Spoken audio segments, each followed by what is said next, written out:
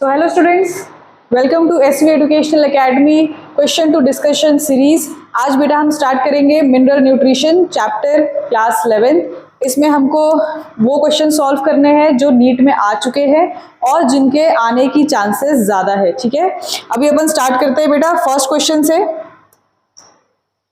Hydroponics और soilless culture helps in knowing.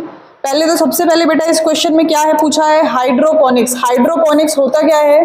हाँ, hydroponics का मतलब होता है सॉइल लेस कल्चर। ठीक है, अभी हम लोग का प्लांट कहाँ ग्रो करता है सबको पता होगा ना, घर में या बाहर किसी के पास गार्डन होगा तो आप देखे होंगे कि यार जब भी अपन प्लांट ग्रो करना है तो सबसे पहला बेसिक रिक्वायरमेंट क्या है? सॉइल है। ठीक है, उसी सॉइल में हम प्लांट को ग्रो करते हैं, वाटर देते हैं, तब वो प्लांट इजीली ग्रो कर सकता है। क्लियर? तो हाइड्रोपोनिक्स क्या था, इसमें हमने क्या लिया है बेटा, सॉइल लेस कल्चर किया है, मतलब विदाउट सॉइल प्लांट्स को ग्रो करवाया। ये हाइड्रोपोनिक्स कौन दिया था, ये एक्सपेरिमेंट किसने बताया था बेटा? सच। ठीक है, जूलियस वैन सच। ठीक है, ये सच बेटा वही साइंटिस्ट है जो आपके फोटोसिंथेसिस वाले चैप्टर में इसने क्या बताया था कि प्लांट ग्लूकोज के फॉर्म में शुगर बनाता है, स्टार्च के फॉर्म में इस फूड को स्टोर करता है, सुक्रोज के फॉर्म में ट्रांसपोर्ट करता है, एंड क्लोरोफिल जो होता है वो एक स्पेशल ऑर्गेनेल में प्रेजेंट होते हैं जिसको अपन क्या बोलते हैं, क्लोरोप्लास्ट। ठीक है, सच ने ये 4 पॉइंट्स बताया था। इसके अलावा हाइड्रोपोनिक्स ये जो एक्सपेरिमेंट है इसको भी किसने किया था बेटा? सच ने किया था। सॉइल लेस कल्चर में क्या किया गया, आप सॉइल से बेसिकली क्या होता है, सॉइल से क्या होता है, जितने मिनरल्स हैं, वाटर है, वो प्लांट एब्जॉर्ब करता है। क्लियर? वाटर तो हम क्या है बाहर से भी प्रोवाइड करते हैं और वाटर सॉइल में भी प्रेजेंट रहता है ना। इसलिए आप देखोगे कि यार अगर आप 4 दिन तक प्लांट को पानी नहीं दोगे तो भी वो प्लांट मुरझा भले जाएगा बट जिंदा रहता है। क्यों? क्योंकि कुछ अमाउंट ऑफ वाटर तो प्लांट इजीली क्या कर सकता है, एब्जॉर्ब कर सकता है सॉइल से। जंगल में क्या अपन जाते हैं क्या पानी देने के लिए? नहीं जाते, बट वहां पे क्या है, जो ट्रीज हैं वो आराम से पानी कहाँ से एब्जॉर्ब कर रहे हैं, सॉइल से कर रहे हैं। ठीक है, तो ये जो सॉइल है वो किस चीज का रिजर्वॉयर है बेटा? वाटर का रिजर्वॉयर है और मिनरल्स का है। तो बेसिकली सॉइल का एसेंशियलिटी क्या है प्लांट के ग्रोथ में? ये सॉइल प्रोवाइड करने वाला था मिनरल्स। ठीक है, तो हम क्या कर रहे हैं, अगर इस सॉइल को ही हटा के अगर हमको सॉइल लेस कल्चर करना है तो हम क्या करेंगे, सॉइल में जो मिलने वाला सब्सटेंसेस है मतलब वाटर और मिनरल्स, उसको हम एक क्या किया, इसमें एक ऐसा बीकर ले लिया इसने। ठीक है, वाटर ले लिया और इस वाटर में क्या ऐड कर दिया, मिनरल्स ऐड कर दिया।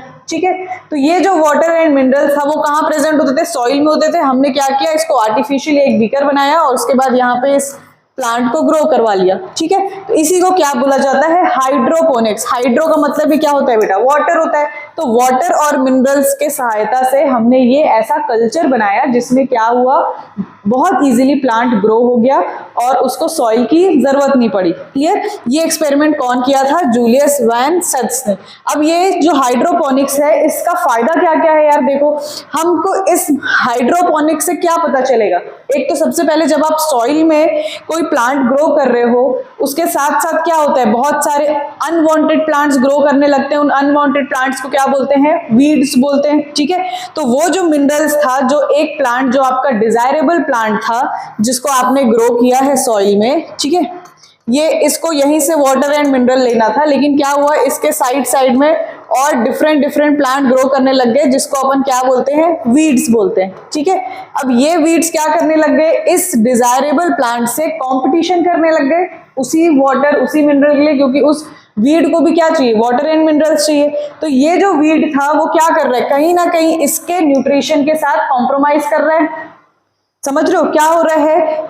मतलब अगर मान लो इस प्लांट का न्यूट्रिशन 2 मिनरल्स का था। ठीक है, मतलब ऐसा अपन एग्जांपल ले रहे हैं, चलो ऐसा बात करते हैं कि चलो इस प्लांट को यार 2 रोटी खाना था।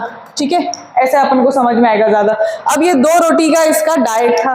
अब क्या हुआ, अनवांटेड प्लांट आके बैठ गए जो क्या किया, आधा रोटी इसने खा लिया, आधा रोटी इसने खा लिया। तो ये जो हमारा डिजायरेबल प्लांट था इसको कितना रोटी मिला, 1 रोटी। ठीक है, ऐसे समझोगे आप, फूड के हिसाब से आप समझो, प्लांट का फूड क्या है, मिनरल्स एंड वाटर है, ठीक है। तो इसमें क्या होने लग गया यार, जितना इसको जरूरत था उससे कम मिलने लग गया, तो उसकी ग्रोथ क्या होगी बेटा, कम होने लग जाएगी। तो इसीलिए ये सॉइल में हमको एक प्रॉब्लम क्या था यार, कि यार ये वीड्स भी साथ साथ ग्रो कर सकते हैं। हम ये सॉइल लेस कल्चर जब करेंगे तो इसमें क्या होगा, हम जो ग्रो करेंगे वही प्लांट ग्रो करेंगे, बस यहाँ तो आप वीड डालने नहीं वाले, क्योंकि ये क्या है, तो एक्सपेरिमेंट है। क्लियर है। नेक्स्ट यहाँ पे आप ये पता कर सकते हो कि कौन सा मिनरल एसेंशियल है प्लांट के लिए और कौन सा एसेंशियल नहीं है। आप अपने हिसाब से कोई मिनरल को ऐड किए, मतलब मान लो मैग्नीशियम को ऐड किए, नाइट्रोजन को ऐड किए, कैल्शियम को ऐड किए, और आप देखें कि यार चलो इससे प्लांट का ग्रोथ पे कुछ इफेक्ट पड़ रहा है, नहीं पड़ रहा है, ठीक है। आप इजीली ये बता सकते हो। कुछ मिनरल्स ऐसे मिनरल्स होंगे जो आप मान लो यहाँ पे लेड डाल दिए, ठीक है, लेड ये क्या होगा, प्लांट के लिए टॉक्सिक होगा, ठीक है। तो अपन को ये सब बेसिकली पता कैसे चला कि कौन से मिनरल्स टॉक्सिक है, कौन से मिनरल्स एसेंशियल है प्लांट के लिए, बेटा किस एक्सपेरिमेंट से पता चला है, हाइड्रोपोनिक्स से पता चला है। क्योंकि हमने ये क्या किया है, एक एक्सपेरिमेंटल सेटअप सेट किया और उसमें हमने क्या देखा कि कौन से मिनरल को हम ऐड कर रहे हैं तो प्लांट का ग्रोथ अच्छा हो रहा है, कौन से मिनरल को हम ऐड कर रहे हैं तो प्लांट का ग्रोथ रुक जा रहा है या प्लांट डेथ हो जा रहा है, ठीक है। तो आपको ये चीजें कौन सा एक्सपेरिमेंट बताता है, हाइड्रोपोनिक्स। अब ये क्वेश्चन क्या पूछा है, हाइड्रोपोनिक्स और soilless culture helps in knowing essentiality of an element, ठीक है, ये तो सही है, कौन सा एलिमेंट एसेंशियल है ये हाइड्रोपोनिक्स से पता चला। Deficiency symptoms caused by an element, हाँ ये भी पता चलेगा ना बच्चों। अगर आप मान लो नाइट्रोजन इस प्लांट को एसेंशियल था, आप नाइट्रोजन नहीं दे रहे हो, ठीक है, हमको पता है कि यार ये सब एलिमेंट्स एसेंशियल है, एक एलिमेंट जो एसेंशियल था उससे अगर अपन हटा दिए इस कल्चर से तो इसको क्या होने लग जाएगा, डेफिशिएंसी सिम्टम्स शो करने लग जाएगा बेटा। इसी डेफिशिएंसी सिम्टम को अपन क्या बोलते हैं, हंगर साइन बोलते हैं, ठीक है। प्लांट किस चीज के लिए भूखा रहेगा, नाइट्रोजन के लिए भूखा रहेगा, तो वो कुछ साइंस और सिम्टम शो करेगा। जैसे हमको बीमार होते हैं तो हम क्या शो करते हैं, कुछ सिम्टम शो करते हैं, फीवर होने लग जाता है, सर्दी होने लग जाती है, ठीक है। तो ऐसे ही प्लांट भी बेटा क्या करेगा, कुछ सिम्टम्स और साइन शो करेगा अपने न्यूट्रिएंट के डेफिशिएंसी की वजह से। तो ये भी अपन कहां से पता कर सकते हैं, हाइड्रोपोनिक्स से पता कर सकते हैं। Next, toxicity caused by an element, ये भी पता कर सकते हैं बेटा हाइड्रोपोनिक्स से। तो आंसर क्या हो जाता है बच्चों, all of these. Clear. Next question पे आते हैं, Who was the first to demonstrate the growth of plants in nutrient solution?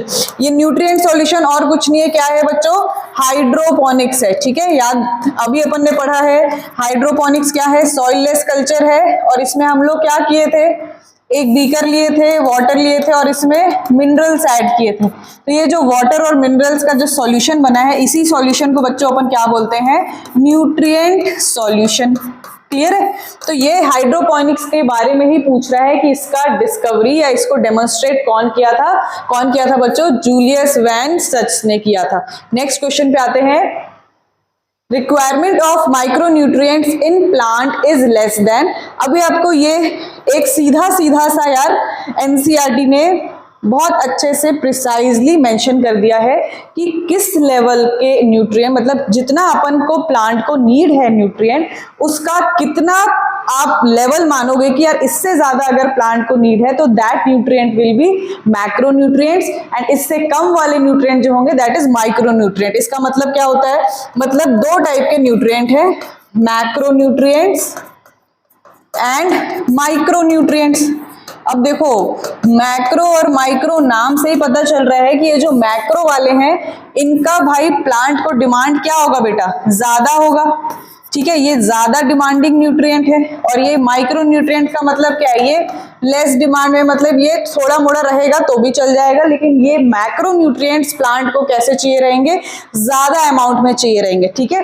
तो ये जो मैक्रो न्यूट्रिएंट्स है इसमें कंसंट्रेशन का अगर बात करते हैं तो ये मोर देन 10 मिलीमोल पर केजी ऑफ ड्राई मैटर होता है, ठीक है। क्यों, क्योंकि यार ये लार्ज क्वांटिटी में रिक्वायर्ड होता है, इसलिए तो इसको क्या बोला गया है, मैक्रोन्यूट्रिएंट्स बोला गया है ना। इसीलिए ये लार्ज क्वांटिटी में रिक्वायर्ड है तो इनका अमाउंट कितना मिलता है हम लोग को, मोर देन 10 मिलीमोल पर केजी ऑफ ड्राई मैटर। और माइक्रोन्यूट्रिएंट्स क्या हो जाएगा, इसी का just opposite, less than 10 millimole पर केजी ऑफ ड्राई मैटर, ठीक है। तो यही क्वेश्चन क्या पूछा है, कि माइक्रो न्यूट्रिएंट्स का रिक्वायरमेंट कितना होता है, that is less than 10 millimole पर KG of dry matter. Clear है? अभी आपको थोड़ा सा एग्जांपल, जैसे मैक्रो न्यूट्रिएंट्स में आपका जितने स्ट्रक्चरल कंपोनेंट, आप सोचो खुद ही कौन से न्यूट्रिएंट्स प्लांट को ज्यादा अमाउंट में रिक्वायर्ड होंगे, है ना? कौन से न्यूट्रिएंट, जो न्यूट्रिएंट उस प्लांट का बेसिक स्ट्रक्चर बना रहे होंगे। अपन बोल सकते हैं ऐसा कि यार प्लांट जिससे बेसिकली बन रहा है, स्ट्रक्चर उसका बन रहा है, वो अपने को ज्यादा चाहिए होगा। माइक्रो न्यूट्रिएंट मतलब मान लो कोई फंक्शन कर रहा होगा, कुछ एंजाइम का एक्टिवेशन करा रहा होगा, तो वो हमको कम क्वांटिटी में चल सकता है, लेकिन जो स्ट्रक्चर बना रहा होगा वो तो हमको कैसे चाहिए होगा, वो न्यूट्रिएंट ज्यादा अमाउंट में चाहिए होगा। तो वो कैसे होते हैं, उसको अपन बोलते हैं बेटा मैक्रो न्यूट्रिएंट। ठीक है, तो अभी अपन देखो इसका एग्जाम्पल याद करने के लिए आपके पास एक ट्रिक, बेटा ये ट्रिक्स मैंने आपके लिए खोजा है, मैंने बनाया नहीं है, मैंने खोजा है और आपको ये ट्रिक मैं बता दे रही हूं ताकि आपको ये एग्जाम्पल्स याद हो जाए। मैक्रो न्यूट्रिएंट के लिए क्या याद रखोगे, कौन किसका मांगे पेप्सी। ठीक है, क्या ट्रिक है, कौन किसका मांगे पेप्सी। ये CHON को अपन क्या पढ़ सकते हैं, कौन, ये अपन ऐसा पढ़ सकते हैं किसका, ठीक है, मांगे पेप्सी। तो आपका ये कौन से C से क्या हो जाता है बच्चों, carbon, hydrogen, then oxygen, then nitrogen. ठीक है, याद हो जाएगा। देन K से क्या हो जाता है, पोटेशियम, कैल्शियम। मांगे का बेटा M और G याद रखना। ठीक है, Mg से अपना कौन सा एलिमेंट बनता है, मैग्नीशियम। ठीक है, देन पेप्सी के P से क्या बना, फॉस्फोरस। ठीक है, तो क्या क्या पढ़ा, carbon, hydrogen, oxygen, nitrogen, potassium. अच्छा, किसका का S छूट गया है ना इधर, सल्फर। ठीक है, potassium, sulphur, calcium, magnesium and phosphorus. ठीक है, तो ये अपने क्या हो जाते हैं, मैक्रो न्यूट्रिएंट्स हो जाते हैं। ये आप इसमें ये ट्रिक याद रखना। क्लियर है बच्चों? नेक्स्ट आते हैं माइक्रो न्यूट्रिएंट्स। माइक्रो न्यूट्रिएंट्स मतलब ये न्यूट्रिएंट हमको कम क्वांटिटी में प्रेजेंट है। बेसिकली ये कैसे रोल प्ले करेंगे बच्चों, फंक्शनल रोल प्ले करते हैं। ठीक है, मैक्रो न्यूट्रिएंट्स का बेसिकली किस में काम रहता है, स्ट्रक्चर बनाने में काम रहता है, तो इसको अपन लिख सकते हैं स्ट्रक्चरल रोल प्ले करते हैं ये। क्लियर? फंक्शनल रोल वाले का लेस देन 10 मिलीमोल पर केजी, मतलब अगर ये आप ज्यादा देने लग जाओगे, ये तो चलो यार ज्यादा है, आज मोर देन 10 बोल रहे तो आप 100 दे दिया, 200 दे दिया, कोई दिक्कत नहीं है, लेकिन इसका कंसंट्रेशन क्या है, इसका कम होना चाहिए। किससे कम, लेस देन 10। ठीक है, तो अगर उससे ज्यादा हो जाएगा तो ये क्या कॉज करेगा, टॉक्सिसिटी कॉज करेगा। तो टॉक्सिसिटी कौन कॉज करता है, सिर्फ और सिर्फ माइक्रो न्यूट्रिएंट्स का अगर अपन ज्यादा दे देंगे अमाउंट तो वो ही कॉज करेगा टॉक्सिसिटी, क्योंकि हमको माइक्रो न्यूट्रिएंट्स कम क्वांटिटी में चाहिए था। मैक्रो न्यूट्रिएंट्स आप भले ज्यादा दे दो तो क्या दिक्कत है, कोई दिक्कत नहीं है, वो तो स्ट्रक्चर बनाने वाला है ना, वो तो ऑलरेडी हमको मोर देन 10 हमारे पास एक वैल्यू है। लेस देन 10 दोगे तो भले अपन बोलेंगे कि भाई इसको डेफिशिएंसी हो जाएगा। ठीक है, लेकिन आपको डेफिशिएंसी सिम्टम दोनों में दिखेगा, पर टॉक्सिसिटी सिर्फ और सिर्फ माइक्रो न्यूट्रिएंट्स के लेवल पे दिखने वाला है। अब माइक्रो न्यूट्रिएंट्स का एग्जांपल याद कैसे करोगे, फेब, मंडे मॉर्निंग, क्यों नहीं जाना क्लास। ठीक है, फेब, मंडे मॉर्निंग, क्यों नहीं जाना क्लास। अब इससे क्या क्या हो जाएगा, आयरन, बोरॉन। देखो मंडे को अपन ने ऐसे शॉर्टकट में लिखा है ताकि आपको कंफ्यूजन ना हो, मैंगनीज। MO से क्या होता है बेटा, मॉलिब्डेनम। Q को अपन Cu करके लिखे हैं। ठीक है, क्या होता है, Cu किसका साइन होता है, कॉपर, निकल, जिंक एंड क्लोरीन। तो ये अपने क्या हो गए, माइक्रो न्यूट्रिएंट्स हो गए। तो मैक्रो न्यूट्रिएंट्स के लिए क्या हो गया ट्रिक, कौन किसका मांगे पेप्सी, और माइक्रो न्यूट्रिएंट्स के लिए क्या हो गया, फेब मंडे मॉर्निंग क्यों नहीं जाना क्लास। इससे आपको क्या होगा, याद हो जाएगा कि कितने मैक्रो न्यूट्रिएंट्स हैं एंड कितने माइक्रो न्यूट्रिएंट्स है। ठीक है, आपको ये एग्जांपल्स से बच्चों क्वेश्चन आते हैं। तो अब आते हैं अपन नेक्स्ट क्वेश्चन पे। Which set of minerals is required by the plants in large amount that is more than 10 millimole per kg of dry weight। देखो बच्चों, अभी हमने बात किया कि इस पे क्वेश्चन आते हैं और अभी हमको दिख रहा है। अब ये बताओ, मोर देन 10 मिलीमोल वाले कौन से न्यूट्रिएंट्स होते हैं? मैक्रो न्यूट्रिएंट्स होते हैं कि माइक्रो होते हैं? मैक्रो होते हैं। तो मैक्रो न्यूट्रिएंट्स के लिए क्या था अपना, कौन किसका मांगे, पेप्सी। तो अभी आप देखो, ये देखो phosphorus, potassium, calcium and sulphur, ये अपने किस में थे बच्चों, कौन किसका मांगे पेप्सी में इंक्लूडेड थे। तो ये अपना क्या हो जाता है, आंसर ऑप्शन नंबर ए ही हो गया है। अभी ये देखो, मैग्नीशियम तो मैक्रोन्यूट्रिएंट है पर मैंगनीज नहीं है, आयरन नहीं है, ये दोनों क्या है, माइक्रोन्यूट्रिएंट है। ठीक है, Mn माइक्रोन्यूट्रिएंट है, ये माइक्रोन्यूट्रिएंट है, ये मैक्रोन्यूट्रिएंट है, ये माइक्रो है, ये मैक्रो है, ये मैक्रो है। तो अभी आपका phosphorus, calcium, potassium, calcium and sulphur, में बार बार क्यों फॉस्फोरस बोल रही हूँ मेरे को भी पता नहीं है क्यों ऐसा हो रहा है पर अभी ऐसे बार बार हो रहा है, कोई बात नहीं, अपन उसको करेक्ट करते रहेंगे, हर किसी से गलती होती है ना। तो K फॉर क्या है, K फॉर पोटेशियम है, P फॉर फॉस्फोरस है। क्लियर, तो पोटेशियम, कैल्शियम एंड सल्फर, ये अपना क्या है, मैक्रोन्यूट्रिएंट है, इसीलिए इसको मोर देन 10 मिलीमोल पर केजी में अपने को रिक्वायर्ड है। नेक्स्ट आते हैं, Which of the following is not a criteria for essentiality of an element। ठीक है, अब कुछ क्राइटेरिया दिया था बच्चों कि कुछ एलिमेंट एसेंशियल होते हैं। ठीक है, उसके लिए क्राइटेरिया किसने दिया है, सबसे पहले आर्नन। ठीक है, बाई आर्नन ने क्या किया है, कुछ क्राइटेरिया दिया है, इसके साथ एक और इनका फ्रेंड है स्टाउट। ठीक है, इन दोनों ने मिलके कुछ क्राइटेरिया बनाए हैं ये बताने के लिए कि कौन से एलिमेंट्स, हम बोलेंगे एलिमेंट्स तो कितने सारे हैं ना, पीरियोडिक टेबल आप केमिस्ट्री में देखे होंगे, कितने सारे एलिमेंट्स पढ़ा है ना। तो उस एलिमेंट्स में एसेंशियल एलिमेंट्स कौन से हैं, essential in terms of what, in terms of plants के लिए कौन से एसेंशियल एलिमेंट्स है, इसका क्राइटेरिया किसने दिया है, आर्नन एंड स्टाउट ने। इन्होंने क्या बोला है कि सबसे पहले ये एलिमेंट्स एसेंशियल होते हैं जो एब्सोल्यूट रिक्वायरमेंट होता है जिसके लिए, एब्सोल्यूट रिक्वायरमेंट का मतलब होता है कि इसके बिना प्लांट नहीं रह सकता है। ठीक है, नंबर 1 ये क्राइटेरिया है। Second, it should be irreplaceable, मतलब आप ऐसा नहीं है कि चलो ये एलिमेंट नहीं है तो उसके जगह पे आप दूसरा एलिमेंट देके प्लांट को बोलो कि भाई इससे एडजस्ट कर ले, नहीं, एसेंशियल एलिमेंट के लिए प्लांट एडजस्ट नहीं करेगा, इट इज इररिप्लेसेबल, वही चाहिए, मतलब वही चाहिए। क्लियर। नेक्स्ट इज इट, अगर वो कम अमाउंट में दोगे तो आपको क्या दिखेगा, डेफिशिएंसी सिम्टम्स दिखेगा अगर वो कम अमाउंट में है तो। नेक्स्ट, अगर वो अपन एसेंशियल एलिमेंट बोल रहे हैं तो या वो तो मैक्रो न्यूट्रिएंट होगा या तो माइक्रो न्यूट्रिएंट होगा। ठीक है, दोनों में से किसी में आने वाला है, मतलब या तो उसका स्ट्रक्चरल रोल होगा या उसका फंक्शनल रोल होगा। ठीक है, तो इतने कुछ ऐसे मतलब क्या बोलना चाहिए, क्राइटेरिया बना के आर्नन एंड स्टाउट ने क्या बताया था, टोटल 17 एसेंशियल एलिमेंट्स हैं। कितने एलिमेंट्स बताए बच्चों, 17 एसेंशियल एलिमेंट्स हैं जो कि क्या होंगे, इररिप्लेसेबल होंगे।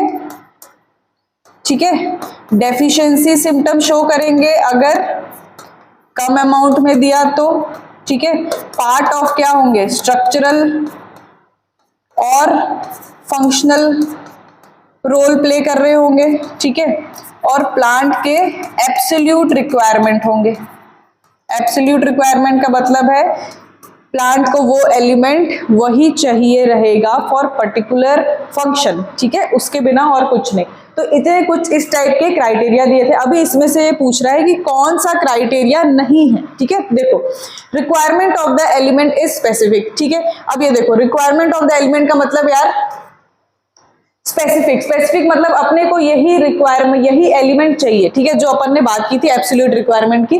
Next, necessary for normal growth and reproduction, yes बिल्कुल, क्योंकि ये फंक्शन और स्ट्रक्चर दोनों का पार्ट प्ले कर रहा है, वही रोल है। ठीक है, next, not replaceable by another element, yes it should be irreplaceable. Indirectly involve in plant metabolism, बेटा इनडायरेक्टली नहीं है, it essential element is directly involve in plant metabolism. तो कौन सा आंसर हो जाता है बेटा? Option D. नेक्स्ट आते हैं, which element is required for activation of phosphoenol pyruvate carboxylase. अच्छा, ये जो चैप्टर है ना, इसमें आपको जो कुछ एनसीईआरटी में ना कुछ मिनरल्स दिए हुए हैं, ठीक है, जिसका आपको वो किस फॉर्म में एब्जॉर्ब होते हैं, उनका बेसिकली फंक्शन क्या है, ये आपको याद करना पड़ेगा। ठीक है, इसको याद करने के लिए क्या करना है, आप सीधे टेबल बना लो। ठीक है, एक चार्ट पेपर ले लो, चार्ट पेपर में बच्चों टेबल बना लो, यहाँ पे एलिमेंट्स के नाम लिखते जाओ, जैसे मैग्नीशियम हो गया, नाइट्रोजन, पोटेशियम, कैल्शियम। ठीक है, इसमें आप सेकंड में लिख लो इट इज एब्जॉर्ब्ड एज, मतलब प्लांट किस फॉर्म में एब्जॉर्ब करता है। तो जैसे मैग्नीशियम है तो Mg2+, ये NO3-, ये K+, Ca2+, इस फॉर्म में प्लांट एब्जॉर्ब किया, एंड देन इनके फंक्शन। ठीक है, ऐसे करके आप एक चार्ट पेपर में पूरे जितने आपके एलिमेंट्स एनसीईआरटी ने दिए हुए हैं उसको आप लिख लो, और उसको बार बार देखोगे तो आपको याद हो जाएगा। और इसी फंक्शन रिलेटेड क्वेश्चंस ना ज्यादातर इस चैप्टर से आते हैं। ठीक है, तो इसको याद करने का यही ट्रिक है कि आप जितने बार रिवाइज करोगे उतने बार आपको बहुत इजीली याद हो जाएगा। और रिवाइज करने के लिए क्या करना है, ड्रॉ चार्ट पेपर, इसमें बनाओ, पूरा टेबल बनाओ, और इसको कहीं अपने कमरे में चिपका के रख लो। उसको हर दिन देखोगे, ऑटोमेटिकली आपको याद हो जाएगा। क्लियर है? नेक्स्ट अभी देखो, which element is required for the activation of phosphoenol pyruvate carboxylase. ठीक है, अभी जितने अपने एंजाइम होते हैं ना, जितने अपने एंजाइम है, पेप्केज, रुबिस्को, ठीक है, अपन पढ़े हैं फोटोसिंथेसिस में, रेस्पिरेशन इन प्लांट्स में, तो ये बेसिकली जो अपना एक एंजाइम एक्टिवेटर्स, बहुत सारे एलिमेंट है, लेकिन जो मेन जो है ना दैट इज मैग्नीशियम। ठीक है, मैग्नीशियम ना बेटा फोटोसिंथेसिस और रेस्पिरेशन वाले एंजाइम्स का बेसिकली वही अपना क्या होता है, एक्टिवेटर होता है। तो ये फॉस्फोइनॉल पायरुवेट कार्बोक्सिलेज क्या है, और कुछ नहीं है, पेप्केज है। पेप्केज कहाँ पढ़े थे, C4 प्लांट्स में पढ़े थे, C4 साइकिल में। तो इसमें क्या होता है, मैग्नीशियम होता है जो इस एंजाइम को क्या करता है, एक्टिवेट करता है। क्लियर? नेक्स्ट आते हैं, मैग्नीशियम और किसको करता है, C3 साइकिल का एंजाइम है एक, रुबिस्को, उसको भी क्या करता है, मैग्नीशियम ही एक्टिवेट करता है। Next question, identify the essential elements by the following features. ठीक है, required in maximum amount by plants, required by all plant parts, specially by meristematic cells, one of the major constituents of proteins and nucleic acids. अभी ये भी क्या है, एक element के function पे क्वेश्चन है। देखो, फंक्शन पे बहुत बार क्वेश्चंस आ चुके हैं, और मिनरल एंड न्यूट्रिशन चैप्टर से यही पे ज्यादातर बच्चे फंसते हैं, क्योंकि ये फंक्शंस याद करने में थोड़ा कंफ्यूजन होता है। आप एक का पढ़ोगे, आपको लगेगा कि इसका था या उसका था, तो इसलिए मैंने बोला इसको रोज देखोगे इजीली याद हो जाएगा। क्लियर है? तो अभी देखो यार, इसका आंसर है बच्चों नाइट्रोजन। ठीक है, nitrogen is required in maximum amount. Maximum amount मतलब क्या होगा, इट इज अ मैक्रोन्यूट्रिएंट। ठीक है, मैक्रोन्यूट्रिएंट में देखो अभी आपका नाइट्रोजन, पोटेशियम, फास्फोरस, मैग्नीशियम, चारों ही मैक्रोन्यूट्रिएंट है। ठीक है, कॉर्न, किसका, मांगे, पेप्सी, ये अपना चारों ही मैक्रोन्यूट्रिएंट है। Then required by all plant part, specially by meristematic cells. ठीक है, मेरिस्टेमेटिक सेल्स का मतलब होता है जो एक्टिवली डिवाइडिंग सेल्स हैं। ठीक है, क्या है, एक्टिवली डिवाइडिंग सेल्स है, मतलब यंगर सेल्स अपन बोल सकते हैं, जिनको अभी बहुत सारे स्ट्रक्चर, एक सेल से डिवीजन होगा, वो अपना साइज बढ़ाएगा, नंबर बढ़ाएगा, तो उसमें क्या चाहिए, स्ट्रक्चर बनाने वाले एलिमेंट ज्यादा चाहिए, इसलिए मैक्रोन्यूट्रिएंट वाला ही रोल, स्ट्रक्चरल रोल प्ले करने वाला है।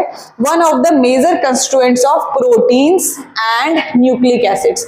तो यही जो है ना थर्ड पॉइंट, यही आपका बना रहा है नाइट्रोजन को आंसर। ठीक है, फर्स्ट और सेकंड तो चारों में अपन बोल सकते हैं। ठीक है, लेकिन थर्ड पॉइंट जो है, it is one of the major constituents of protein and nucleic acid. तो बेटा protein and nucleic acid mainly किससे बना होता है, अमाइनो एसिड से। अमाइनो एसिड्स किससे बने होते हैं, नाइट्रोजन से। ठीक है, तो अपना आंसर क्या है? नाइट्रोजन। क्लियर। नेक्स्ट आते हैं, match the column 1 with column 2 and select the correct option from the codes given below. ठीक है, अभी कॉलम 1 में क्या दिया है? Activator element. Activator element column 2 में एंजाइम। ठीक है, तो कौन कौन से एंजाइम का कौन सा एक्टिवेटर है ये आपको याद होना चाहिए। इसमें यही तीन बेसिकली बार बार रिपीट होते हुए आते हैं, यही तीन मेन अपने एंजाइम एक्टिवेटर है, मैग्नीशियम, जिंक एंड मॉलिब्डेनम। ठीक है, तो मैग्नीशियम अपन ने अभी पढ़ा था बेटा, किसका था? Rubisco and PEPcase. ठीक है, तो अभी अगर अपने को यहां तक पता है तो चलो देखते हैं ए का 2 कहां पे दिया है। चलो, तो ऑप्शन बी तो गलत है, सी गलत है ना। ए का 2 ऑप्शन ए और ऑप्शन डी में है। ठीक है, अब मॉलिब्डेनम एंड जिंक। जिंक बेटा अल्कोहल डिहाइड्रोजिनेज एंजाइम का एक्टिवेटर है। मॉलिब्डेनम नाइट्रेट रिडक्टेज एंजाइम का एक्टिवेटर है। ये नाइट्रेट रिडक्टेज आपने पढ़ा होगा नाइट्रोजन फिक्सेशन वाले टॉपिक में। ठीक है, नाइट्रेट रिडक्टेज का कौन है एक्टिवेटर? मॉलिब्डेनम। तो बी का 3 एंड सी का 1, तो ऑप्शन क्या हो गया correct? Option number A. Clear. Next आते हैं, sulphur is a constituent of which of the following amino acids. ठीक है, सल्फर जो होता है ये आपका जो फंक्शन है, देखो वही वाले चार्ट से बेटा आप सब बहुत सारे क्वेश्चन सॉल्व करते जा रहे हो। अगर आपने चार्ट बना लिया है तो बहुत अच्छी बात है, नहीं बनाया है तो वीडियो को अभी पॉज कर लो, चार्ट बना लो। चार्ट बनाने के बाद आपको इजीली बेटा क्वेश्चन सॉल्व होते जाएंगे धड़ाधड़। क्लियर। अभी देखो, sulphur is a constituent of which of the following, इसमें 2 अमाइनो एसिड्स याद रखने हैं, मिथियोनिन, सिस्टीन। ठीक है, ये 2 अमाइनो एसिड्स जिसका कंस्टिट्यूएंट क्या है? सल्फर। एक विटामिन थायमिन, बायोटिन एंड फेरोडॉक्सिन। फेरोडॉक्सिन क्या है? एक इलेक्ट्रॉन ट्रांसपोर्ट कैरियर है। इलेक्ट्रॉन जो अपन फोटोसिंथेसिस या रेस्पिरेशन में पढ़े होंगे बेटा, electron transport system, electron transport chain, उसमें इलेक्ट्रॉन कैरियर है। ये सबका अपना स्ट्रक्चर में एक एलिमेंट कॉमन है, दैट इज सल्फर। ठीक है, तो अभी देखो यार, इसमें क्या है? सिस्टीन तो है, मिथियोनिन है, तो आंसर क्या होता है? Both B and C. Clear. ये अपने हो गए अमाइनो एसिड्स, ये vitamins and that was electron carrier. Next आते, deficiency symptoms of readily mobilised essential elements will first appear in. ठीक है, अभी पूछा है कि जो मोबाइल एलिमेंट है बच्चा, एसेंशियल एलिमेंट में भी बच्चों अपन ने क्या पढ़ा था? कितने एसेंशियल एलिमेंट हैं? 17 है ना। इन 17 में भी 2 टाइप का कैटेगरी बना लेते हैं, एक होते हैं मोबाइल, एक होते हैं इमोबाइल। ठीक है, नाम से ही पता चल रहा होगा, मोबाइल एलिमेंट्स का मतलब है जो एलिमेंट मूव कर सकते हैं, इमोबाइल एलिमेंट जो मूव नहीं कर सकते। मूवमेंट का मतलब ऐसा नहीं कि उनके पास पैर हाथ आ गया या कोई लोकोमोटरी ऑर्गन आ गया, नहीं। मूवमेंट का मतलब है आप एक प्लांट के पार्ट से दूसरे पार्ट में इसको क्या कर सकते हैं? ट्रांसफर कर सकते हैं, ट्रांसलोकेट कर सकते हैं। इमोबाइल एलिमेंट मतलब वो जहां पे हैं, जिस पार्ट में चले गए वो उसी पार्ट में प्रेजेंट रहने वाले। ठीक है, फिर वो इधर उधर नहीं होने वाले। क्लियर है। बेसिकली अपना जो जाइलम है ना, जाइलम का सैप है, वही क्या कैरी कर रहा होता है? वाटर एंड मिनरल साथ में कैरी कर रहा होता है। तो वो उठाया रूट से लीफ में पहुंचा दिया अगर कोई मिनरल को, तो वो मिनरल बैठा हुआ है लीफ में। कौन सा? इमोबाइल वाला। और मोबाइल वाला क्या है? वो एक लीफ से दूसरे लीफ में, दूसरे लीफ से कोई फ्रूट में, वो क्या कर सकते हैं अपन? अंदर ही अंदर वो उनको ट्रांसलोकेट कर सकते हैं। क्लियर है। तो ये 2 टाइप का कैटेगरी हो गया। मोबाइल एलिमेंट्स में तो आपके मैक्सिमम सारे एलिमेंट्स है। इमोबाइल में आपको याद रखना है, एक है सल्फर और कैल्शियम, इन दोनों क्या है? इमोबाइल है। अच्छा, इस चैप्टर में बेटा सल्फर को इमोबाइल एनसीईआरटी कहती है, लेकिन ट्रांसपोर्टेशन वाले चैप्टर में, ट्रांसपोर्टेशन इन प्लांट्स में, सल्फर को मोबाइल एलिमेंट की कैटेगरी में रखा हुआ है। पर अब ये कंट्रोवर्शियल है, एनसीईआरटी ने 2 अलग अलग चैप्टर में अलग अलग चीजें दी हुई है जो अभी तक करेक्ट नहीं हुआ है, तो आप इसको इमोबाइल में ही इसको हम अभी मान रहे हैं। ठीक है, करेक्ट मान रहे हैं। ठीक है, क्योंकि sulphur is a immobile element. Clear. तो deficiency symptom of readily mobilise essential element will first appear in. ठीक है, अब देखो यार, जो भी मोबाइल एलिमेंट है ना, किसके लिए पूछा है? मोबाइल एलिमेंट के बारे में। तो मोबाइल एलिमेंट मान लो ये एक ओल्डर पार्ट है, ओल्ड लीफ है, ठीक है, इसके बगल में अपन एक ये यंग लीफ बना देते हैं, ठीक है, छोटू सा। अब ये जो ओल्ड लीफ है ना, ये जो मोबाइल एलिमेंट्स होते हैं वो क्या होते हैं? ओल्डर पार्ट से यंगर पार्ट की तरफ ट्रांसलोकेट हो जाते हैं। तो ओल्डर लीफ है तो इसको पता है कि अब वो क्या है? झड़ने वाला है, हटने वाला है प्लांट से। तो वो क्या करेगा? मोबाइल एलिमेंट को कहाँ ट्रांसफर कर देगा? सबसे पहले यंग पार्ट में ट्रांसफर कर देगा, उसके बाद वो क्या हो जाएगा? सेनेसेंस या डेथ की तरफ चला जाएगा, झड़ जाएगा वो लीफ, ठीक है। अब अगर ये मोबाइल एलिमेंट का आपको डेफिशिएंसी सिम्टम देखना है तो आपको कहाँ पे सबसे पहले ये सिम्टम दिखने वाला है, ठीक है। अभी देखो, अगर ये ओल्ड लीफ में प्लांट मान लो यहाँ पे इस एक एलिमेंट का डेफिशिएंसी था, ठीक है, डेफिशिएंसी था, अभी आपको यहाँ पे इस यंग लीफ को वो एलिमेंट नहीं मिल रहा है, क्लियर। मान लो वो एलिमेंट है अपना नाइट्रोजन, इसको नाइट्रोजन नहीं मिल रहा था, क्यों? क्योंकि सॉइल में अभी हमारे पास नाइट्रोजन नहीं था, नाइट्रोजन की क्या हो गई है? डेफिशिएंसी हो गई है, ठीक है। ओल्डर लीफ के पास क्या था? क्योंकि ये पुराना पार्ट है तो ये अभी अभी डेफिशिएंसी हुई है ना, तो इसके पास भाई पहले का तो नाइट्रोजन इसके स्ट्रक्चर में था ही, तो ये क्या करेगा? क्योंकि मैं बूढ़ा हो गया हूं, मैं अपना नाइट्रोजन इस अपने यंगर, ये छोटे अपने भाई बहन को दे देता हूं, उसके बाद मेरे को तो अभी मरना ही है, ठीक है। तो वो क्या किया? इस नाइट्रोजन को कहाँ ट्रांसफर कर दिया? यंगर पार्ट में ट्रांसफर कर दिया, क्लियर है। अब अगर हमको सिम्टम देखना है, ठीक है, तो हमको सिम्टम कहाँ दिखेगा? अब ये एक टाइम के बाद इसका नाइट्रोजन तो खत्म हो जाएगा, फिर ये सिम्टम कहाँ डेवलप होने वाला है? सबसे पहले यंगर पार्ट में डेवलप होने वाला है। क्यों?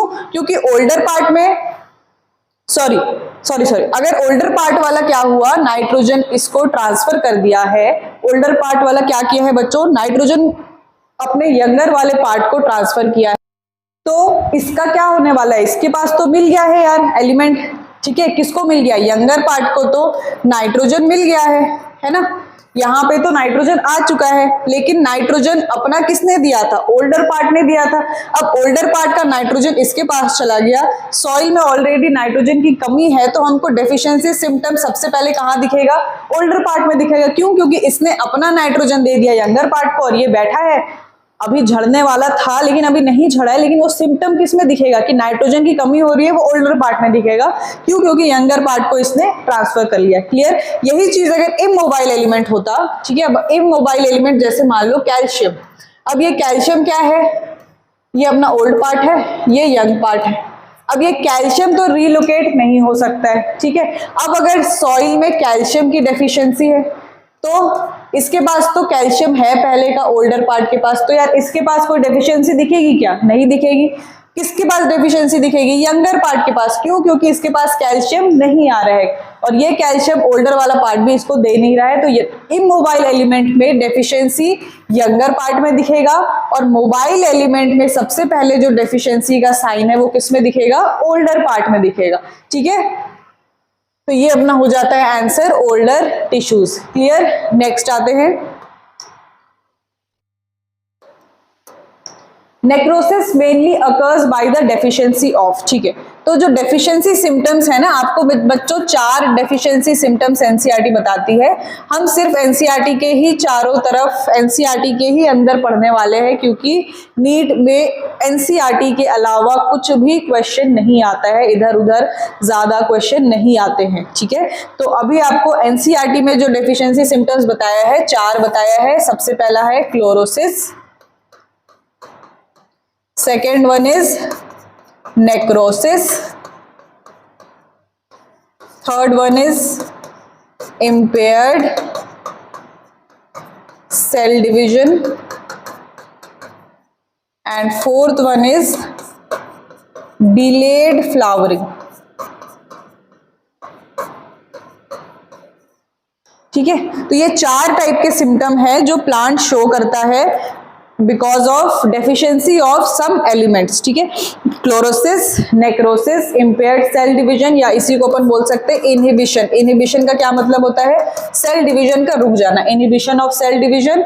डिलेड फ्लावरिंग, ठीक है, फ्लावरिंग नहीं हो रहा है, कभी कभी होता है ना प्लांट अपन लगा के रखे हैं बट उसमें क्या हो रहा है, फूल नहीं आ रहे, ठीक है। तो उसमें क्या होता है, अपने बाहर से कुछ फर्टिलाइजर्स डालते हैं, तो फर्टिलाइजर्स में क्या होते हैं, मिनरल्स रहते हैं। वही मिनरल्स जो इस प्लांट को डेफिशिएंट थे, आपने फर्टिलाइजर्स के थ्रू डाल दिया तो फिर अपने को क्या होता है, वो फ्लावरिंग दिख जाती है, ठीक है। तो अभी इसमें आपको याद करना है कुछ एग्जाम्पल्स। क्लोरोसिस का मतलब होता है लॉस ऑफ क्लोरोफिल, मतलब येलोइंग ऑफ लीफ, ठीक है, येलोइंग ऑफ लीफ। नेक्रोसिस का मतलब क्या होता है, कोई भी पार्ट है अगर वो सड़ने लग जा रहा है, उसमें क्या होने लग जा रहा है, डेथ होने लग जा रहा है उसके टिश्यू का, दैट इज नेक्रोसिस। तो death of localised tissue. Inhibition of cell division तो पता ही होगा, सेल डिवीजन का रुक जाना, डिलेड फ्लावरिंग पता है, ठीक है। अभी अब इसमें एग्जाम्पल आपको कैसे याद करना है बेटा, इसके लिए भी एक ट्रिक है।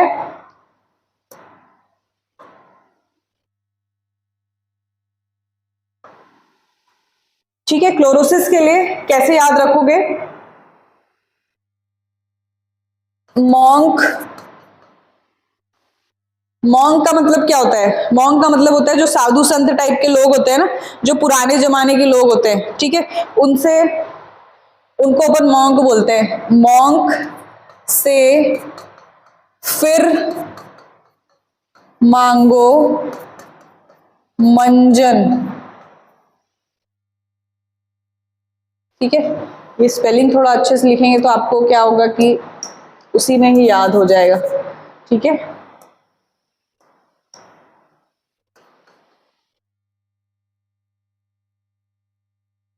ये मंजन का अपन ने ना शॉर्टकट लिखा है, जो व्हाट्सएप का लैंग्वेज होता है ना, व्हाट्सएप की लैंग्वेज में, व्हाट्सएप में तो सब चैट करते होंगे, कैसा लैंग्वेज यूज करते हैं, शॉर्टकट शॉर्टकट में लिखते हैं ना, ठीक है। तो वैसे ही अपन ने मंजन को क्या लिखा है, MNZN। क्यों भाई, मॉन्क से क्यों मांग रहे हैं मंजन अपन, क्योंकि मॉन्क पुराने जमाने का इंसान है, वो मंजन ही घसता होगा, है ना, वो ब्रश वश वाला उसका कॉन्सेप्ट ही नहीं था।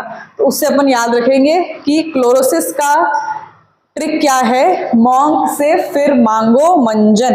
तो अब इसमें आपका मॉन्क का क्या हो जाता है, molybdenum, nitrogen, potassium, sulphur, ferrous, magnesium, manganese and zinc. तो इन सारे एलिमेंट्स के डेफिशिएंसी की वजह से क्या होता है, क्लोरोसिस हो सकता है, ठीक है। Molybdenum, nitrogen, potassium, sulphur, ferrous, magnesium, manganese and zinc, ठीक है। तो ये अपने क्या हो गए, क्लोरोसिस कॉज करने वाले इन एलिमेंट की डेफिशिएंसी की वजह से कौन सा बीमारी हो सकता है, कौन सा सिम्टम दिखेगा, क्लोरोसिस। नेक्स्ट आते हैं नेक्रोसिस। नेक्रोसिस के लिए याद रखो, केक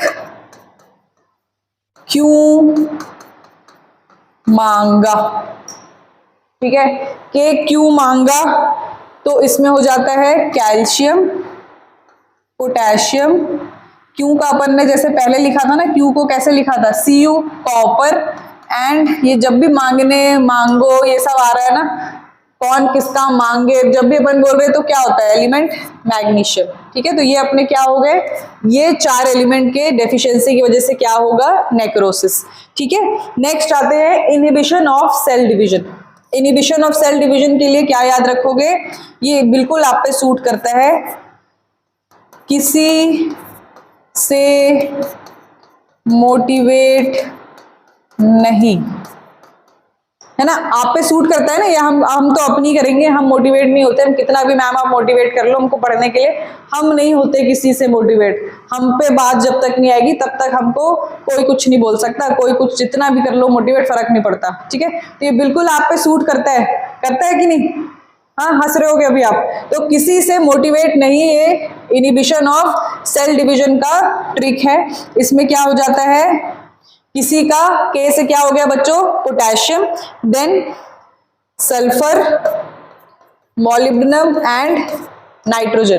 तो ये चार एलिमेंट की वजह से क्या है, आपका इनहिबिशन ऑफ सेल डिवीजन दिखता है, इन चार एलिमेंट के डेफिशिएंसी की वजह से।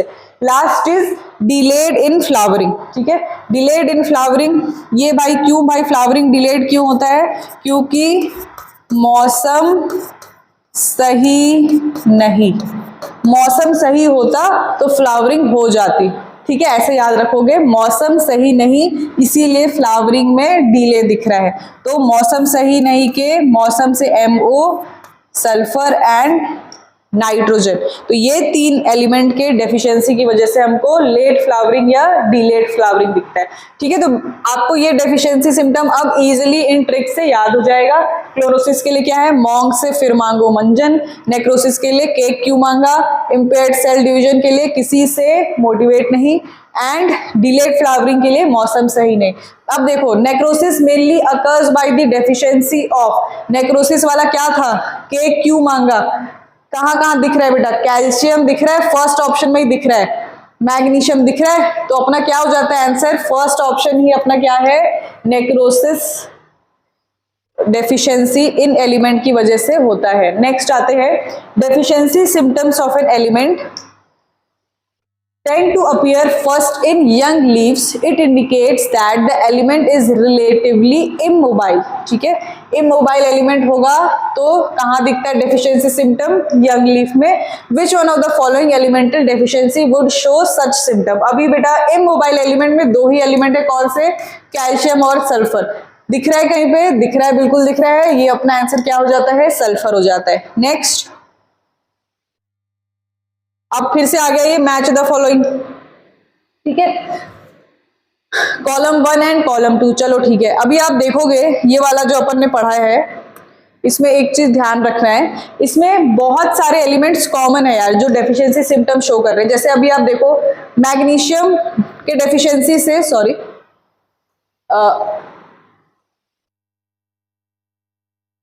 मैग्नीशियम के डेफिशिएंसी से देखो नेक्रोसिस भी हो रहा है, क्लोरोसिस भी हो रहा है। ठीक है, मॉलिब्डेनम की डेफिशिएंसी से क्लोरोसिस भी हो रहा है, यहाँ पे इन सेल डिवीजन में इंपेयर्ड हो रहा है, फ्लावरिंग भी डिले हो रहा है। ठीक है, तो ऐसे एलिमेंट्स के डेफिशिएंसी से 2-3 सिम्टम हमको, एक एलिमेंट के डेफिशिएंसी से 2-3 टाइप के सिम्टम हमको देखने को मिल सकते हैं। इसीलिए आपको जब ऐसे क्वेश्चंस आते हैं ना मैच द फॉलोइंग वाले में, तो इसमें आप सबसे पहले तो अपना ट्रिक से पूरा लिख लो कि किसमें क्या क्या दिखने वाला है। जो एलिमेंट आपको बिल्कुल अनकॉमन है, जिससे आपको सबसे पहले उस एलिमेंट को निकालो कि हाँ यार ये एक ऐसा एलिमेंट है जिससे सिर्फ यही सिम्टम हमको या यही फंक्शन है इसका या यही डेफिशिएंसी दिखने वाला है, वो एलिमेंट वाले आंसर को सबसे पहले टिक करो।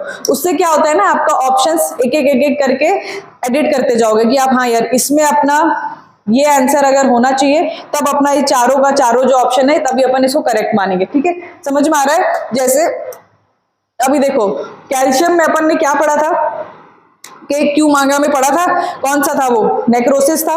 ठीक है, कैल्शियम आपका सिर्फ नेक्रोसिस में था, मॉन्ग से फिर मांगो मंजन में नहीं था, केक क्यों मांगा में कैल्शियम था, मौसम सही नहीं में कैल्शियम था क्या, नहीं था, देन किसी से मोटिवेट नहीं में नहीं था। तो कैल्शियम एक ऐसा एलिमेंट है जो कौन सा डेफिशिएंसी सिम्टम शो कर रहा है, सिर्फ और सिर्फ क्या बच्चों, नेक्रोसिस। ठीक है, तो सबसे पहले अपन कैल्शियम को इधर लिख लिया, ए का 3। अब देखो ए का 3 आपका ऑप्शन नंबर ए में है और ऑप्शन नंबर सी में, उसी से अपन क्या किए, 2 ऑप्शन को तो हटा दिए, ऑमिट कर दिया। ठीक है, अब मॉलिब्डेनम तो यार 3 जगह था, मॉन्ग से फिर मांगो मंजन में था, देन आपका क्या होता है वो किसी से मोटिवेट नहीं में था, देन मौसम सही लेट फ्लावरिंग में था जो आपका ट्रिक था। तो ये 3 जगह होने वाले थे, इसको सबसे लास्ट में अपन करेंगे। अब ये देखो इसमें क्या पूछा है, आयरन। आयरन में अपन को फिर से ये जो आयरन है वो भी सिर्फ एक जगह था, वो था बेटा क्लोरोसिस। ठीक है, सिर्फ क्लोरोसिस में आपका आयरन दिखने वाला था। तो अभी देखो सी का 1 कहां दिख रहा है, दिख रहा है, तो यहाँ पे सी का 1 है क्या, नहीं है, तो ये भी ऑप्शन क्या हो गया, गलत। अब लेकिन अपन बाकी सब भी एक बार चेक कर लेते हैं। अब देखो मॉलिब्डेनम बी का क्या दिया है, 2 दिया है, डिलेड इन फ्लावरिंग। ठीक है, सही है ना, मौसम सही नहीं में एमओ से मॉलिब्डेनम था, सही हो गया। Chlorine, chlorine helps in photolysis of water, photolysis of water में बेटा 2 एलिमेंट काम आते हैं, molybdenum sorry manganese and Cl। ठीक है, एंड ऑल्सो कैल्शियम, ये 3 एलिमेंट फोटोलाइसिस ऑफ वाटर में हेल्प करते हैं। इसको याद करोगे, फोटोलाइसिस ऑफ वाटर में CMC ट्रिक याद रखना, सी से क्लोरीन, मैंगनीज एंड कैल्शियम, ये तीनों एलिमेंट हेल्प करते हैं फोटोलाइसिस ऑफ वाटर में। क्लियर, जो मेन एलिमेंट है जो काम करने वाले हैं that is chlorine and manganese, जो आपकी एनसीईआरटी कहती है। तो आपका ये सही हो गया ऑप्शन नंबर ए। ठीक है, नेक्स्ट आते हैं potassium performs all of the following functions in plant except. अब पोटेशियम क्या क्या फंक्शन करता है, ये फिर से फंक्शन वाले से क्वेश्चन है। देखो, it maintains anion cation balance in all the cells, yes, ठीक है। Anion cation balance potassium human body में भी करता है, ठीक है। K+Cl- एंड Na+, ये सब एनायन कैटायन बैलेंस में हेल्प करते हैं। Activation of many enzymes, yes, it helps in activation. Photolysis of water में अपन ने क्या पढ़ा था, 3 element CMC, chlorine, manganese and calcium. Potassium पढ़ा था क्या, नहीं पढ़ा था, तो ये नहीं करता है। क्लोजिंग ऑफ स्टोमेटा में हेल्प करता है बेटा potassium. It also maintains the turgidity of the guard cell, ठीक है। तो एक पोटेशियम मैलेट थ्योरी है for opening and closing of stomata, guard cell का पूरा फंक्शनिंग में। वो आपकी एनसीईआरटी नहीं बताती, तो उसको अपन ज्यादा डिटेल में नहीं पढ़ेंगे। लेकिन ये जो क्लोजिंग ऑफ स्टोमेटा वाला है ना, इसमें सबसे इंपॉर्टेंट रोल है किसका बेटा, पोटेशियम का। क्लियर? तो आंसर क्या हो जाता है, photolysis of water. Next, which set of elements mediate the water splitting reaction in photosynthesis. अभी बताया था बेटा मैंगनीज एंड क्लोरीन, ठीक है। मेन क्या है, मैंगनीज एंड क्लोरीन। अभी आप बोलोगे कि मैम कैल्शियम भी तो आपने बताया था, बेटा कैल्शियम का उतना रोल नहीं है। कैल्शियम हेल्प करता है for the translocation of other अपना Mn2+, ठीक है। तो मेन जो है आपका रिएक्शंस जो होने वाला है वो किसकी वजह से होने वाला है, Mn2+ एंड Cl-, ठीक है। नेक्स्ट आते हैं, which element is an important component of middle lamella. अब ये मिडिल लैमेला क्या है, मिडिल लैमेला याद होगा, सेल चैप्टर पढ़े होगे तो यार, सेल वॉल। सेल वॉल में भी अपन 3 टाइप का सेल वॉल पढ़े थे। एक होता है प्राइमरी वॉल जो सबसे पहले बनता है, देन ये प्राइमरी वॉल धीरे धीरे पुराना होके क्या हो जाता है, secondary wall, and third one is middle lamella. Middle lamella क्या होता है, 2 सेल के बीच में जो सबसे आउटर लेयर है, मतलब एक सेल ये है, ठीक है, एक सेल ये है, ये अपने अंदर की अगर मेम्ब्रेन है, ठीक है। तो प्राइमरी वॉल बाहर वाली होगी, इसके अंदर वाली जो प्राइमरी वॉल पहले बनता है, वॉल क्या है, बनते जा रहा है, ठीक है। तो प्राइमरी वॉल क्या है, सबसे पहले जो बना है, मान लो यहां था, ठीक है। अब सेकेंडरी वॉल क्या है, यही प्राइमरी वॉल जब पुराना हो जाता है इसी को अपन क्या बोलते हैं, सेकेंडरी वॉल। तो नाउ अब ये नया वॉल बना है तो this will called primary, then this is secondary. इनके बीच की जो लेयर है दैट इज मिडिल लैमेला, ठीक है। तो सीक्वेंस कैसे होता है, सबसे बाहर में अपनी middle lamella, then primary wall, then secondary wall, then plasma membrane, ठीक है। इसी टाइप का अपना सीक्वेंस है। मिडिल लैमेला है किससे बना होता है, मेन स्ट्रक्चर है बेटा कैल्शियम पेक्टेट, ठीक है। कैल्शियम पेक्टेट में कौन सा एलिमेंट लगेगा, ऑब्वियसली कैल्शियम लगेगा। नेक्स्ट आते हैं,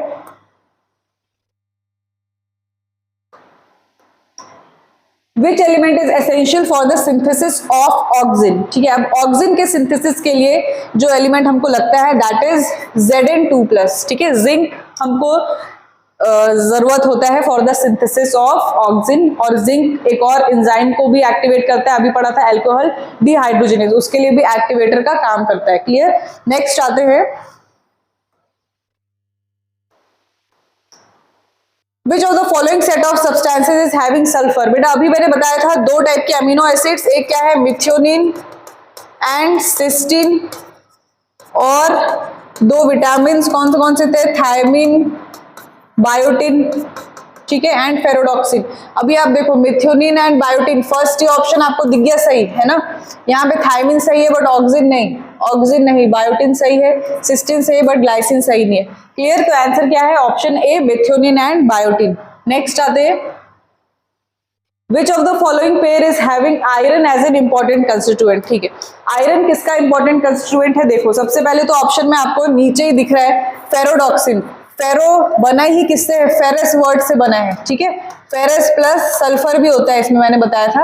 और जो बेटा साइटोक्रोम्स होते हैं ना, साइटोक्रोम्स में भी अपना क्या रहता है, आयरन रहता है, ठीक है। तो ये जब आप फंक्शंस ऑफ एलिमेंट आयरन पढ़ोगे तो उसमें बहुत क्लियरली मेंशन्ड है, iron is constituent element of ferredoxin and cytochromes, ठीक है।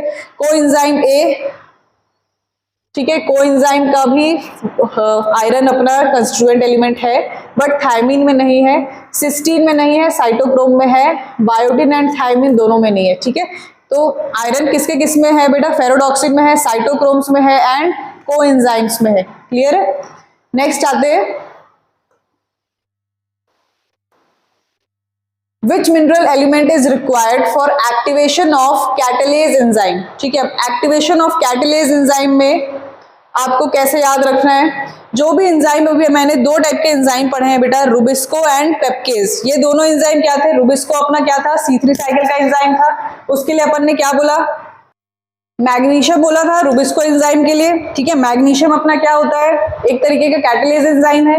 पेप्केज भी क्या है बेटा, एक तरीके का कैटेलेज कार्बोक्सिलेज एंजाइम है। दोनों के लिए अपन ने क्या बोला था, मैग्नीशियम बोला था। ठीक है, अभी आपको ऑप्शन में बेटा मैग्नीशियम दिख रहा है क्या, कहीं पे भी मैग्नीशियम दिख रहा है, नहीं दिख रहा है, क्या दिख रहा है, तो आपको याद रखना है, ये जब आप एलिमेंट पढ़ोगे तो आयरन एंड मैग्नीशियम ये दोनों एलिमेंट जो है ये अपना क्या करते हैं, कैटेलेज एंजाइम के एक्टिवेटर्स रहते हैं। ठीक है, तो जब आप वो चार्ट पेपर देखोगे अपना, अभी अगर आप बना चुके होगे, तो कैटेलेज एंजाइम का एक्टिवेटर कौन है, आयरन है, और आयरन कुछ स्ट्रक्चर का कंस्टिट्यूएंट है, फेरोडॉक्सिन, साइटोक्रोम्स एंड कोएंजाइम्स। ठीक है, तो ये आपका आयरन का फंक्शन दिया हुआ है। ठीक है, तो इसमें आंसर क्या हो जाता है, आयरन हो जाता है। ठीक है, नेक्स्ट आते हैं अपन,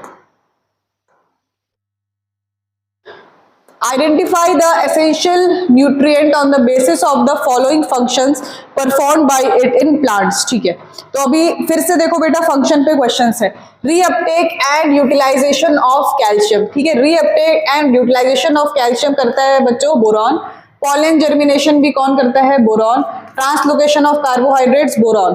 ठीक है, तो ऑप्शन नंबर डी। ठीक है, तो जो बोरॉन है ना उसका बहुत सारा मल्टीपल फंक्शंस है, 3 फंक्शंस तो आपको दिख रहे हैं, reuptake and utilisation of calcium.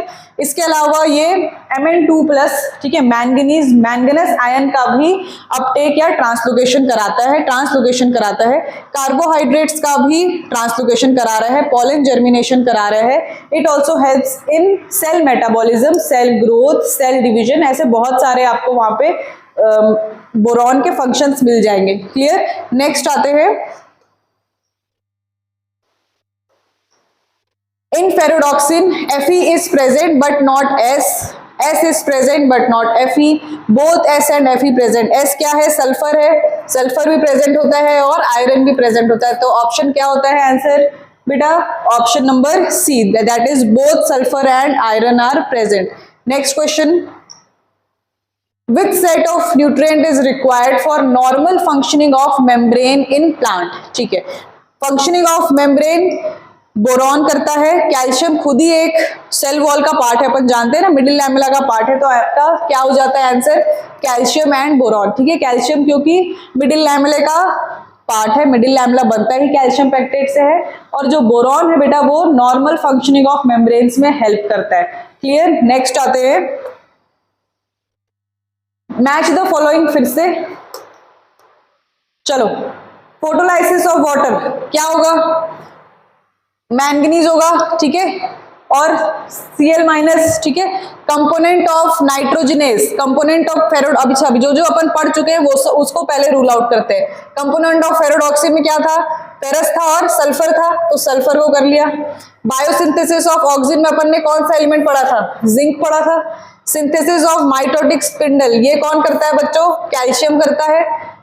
Component of nitrogenase कौन होता है, ये भी अपन ने पढ़ा था, दैट इज मॉलिब्डेनम। ठीक है, अभी 10 क्वेश्चन पहले अपन ने पढ़ा था, नाइट्रोजनेस का कंपोनेंट होता है जो अपन ने रिडक्टेज एंजाइम, जिसमें अपन ने बोला था it is used in nitrogen fixation, molybdenum पढ़ा था ना, तो ये अपना हो गया। देखो अभी ए का 2 किस किस में है, ए और बी में है, तो ऑप्शन सी डी को तो एडिट कर दो। देन बी का 4 दोनों में है, सी का 3 कौन सा है, ऑप्शन नंबर बी। ठीक है, बाकी भी देख लो, डी का 1 biosynthesis of oxygen zinc, synthesis of mitotic spindle क्या है, कैल्शियम। ठीक है बच्चों, नेक्स्ट आते हैं, अगर आपको फंक्शंस याद करने में परेशानी हो रही है, इसके बावजूद भी अगर आप चार्ट पेपर बना लिए हो, देख रहे हो, उसके बावजूद अगर आपको फंक्शंस याद करने में परेशानी हो रही है, तो उसके लिए दूसरा ट्रिक क्या है कि आप बहुत सारे क्वेश्चन सॉल्व करते जाओ। ठीक है, ये क्वेश्चन सॉल्व करते जाओगे ना, तो आपको क्वेश्चन और ऑप्शन देख देख के ही ऐसे ही याद हो जाएगा कि कौन से एलिमेंट का क्या फंक्शन है। ठीक है, तो आज के लिए अपना last question, which of the following mineral nutrient is required mainly for activation of enzymes of respiration and photosynthesis and also participates in DNA and RNA formation. बेटा कौन सा एंजाइम रेस्पिरेशन एंड फोटोसिंथेसिस के लिए main enzyme था? Magnesium and अपन ने क्या पढ़ा था थोड़ी देर पहले? आयरन। आयरन भी क्या करता था? कैटालेज एंजाइम को का एक्टिवेटर्स था, ठीक है। तो मेन एंजाइम क्या था अपना? मैग्नीशियम, जो रुबिस्को एंड पेप्केज को एक्टिवेट कर रहा था, याद है। And it also participates in DNA and RNA formation, तो this is none other than magnesium. Clear? तो आज के लिए बच्चों इतना काफी है। 25 क्वेश्चंस हमने सॉल्व कर लिए हैं, इसको आप रिवाइज करो और अपना जो चार्ट पेपर जैसा मैंने बोला है, एलिमेंट का नाम, उसका एब्जॉर्ब होने वाला फॉर्म एंड उनका फंक्शंस, इसको ऐसे पॉइंट वाइज लिखो चार्ट पेपर पे और उसको देखते रहो तो आपको ये याद हो जाएगा। इसके बाद भी याद नहीं होता है तो रिपीटेडली बेटा यही क्वेश्चंस को बार बार सॉल्व करने से आपको याद हो जाएगा एक एक एलिमेंट का फंक्शन। ओके, तब तक के लिए आप इसको रिवाइज करते रहो, पढ़ते रहो। Take care, good bye.